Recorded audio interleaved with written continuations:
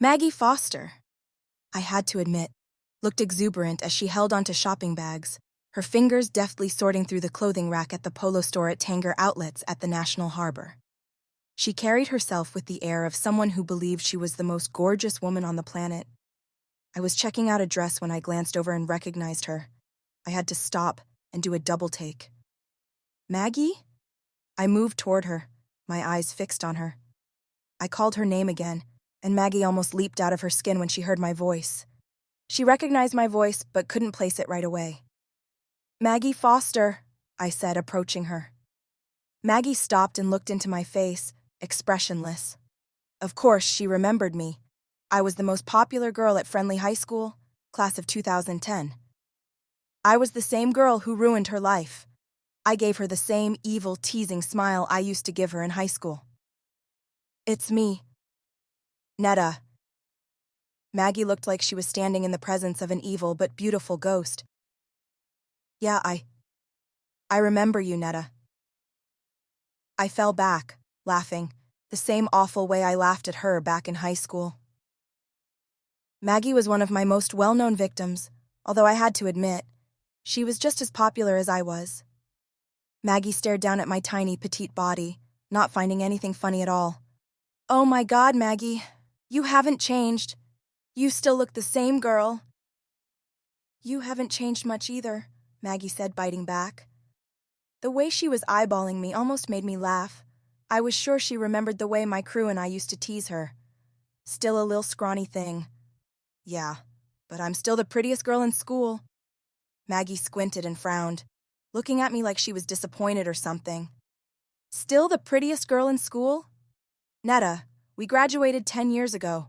What are you talking about? And you're still tall and goofy? A little awkward, maybe? Maggie said, swinging back her long, thick, pretty hair. But never was I, one of the most popular girls at Friendly, ever goofy. How could I ever come off as goofy when I was hypnotizing all the boys with my dreamy hazel eyes, girl? Whatever, I said, still competitive as ever. Whatever.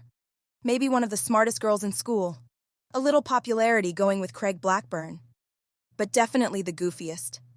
Whatever. Yeah, I said, a teasing snarl on my face. You still look the same gray hair and everything. My snarl turned into a smile. Maggie shot a cold, daggering stare into my eyes. She said, Of course there was a reason for the early gray hair. Maggie, you developed gray hair just before we graduated, right after... We stopped and looked at each other for a moment, remembering the tragedy back in high school. I saw the tormented look on Maggie's face and tucked in my mouth to keep from bursting out laughing. Maggie started boiling with rage. Maggie, you still look like that's bothering you. My sympathy was laced with so much sarcasm. I'd rather not talk about it, but you have a nice day, okay? Maggie turned her back to me and continued browsing. But I was ready to dig deep into Maggie's past wounds with an old, rusty pair of scissors. Damn, you look like $1,000,000, though. You must be doing pretty good for yourself, huh? I'm doing pretty good, Maggie said, glancing back at me, flaunting her wealth. Well, very good as a matter of fact. Maggie, still fingering through the clothes, moved around the rack, and I followed her. So what is it that you do? I just started my own insurance company, Maggie said. She dug into her purse to give me one of her business cards. Then she peeped down at me. And you? Whatever happened to that tennis scholarship you got?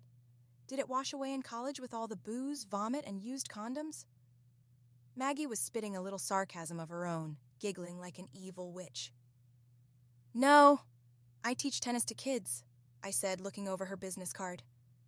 I peeped up and caught the way Maggie was looking at me. She was about to bust out laughing. Teaching kids? You? I cocked my head to the side, looking up at Maggie, almost insulted. Yeah, why is that a shocker? As cruel as you were to all us other kids in school. Then Maggie leaned her tall frame back and frowned. And you teach kids? I shrugged. Well, that's what I do. Still frowning, Maggie said. You had a little money at one time during our college years, so I heard. Then I frowned. Money? What money?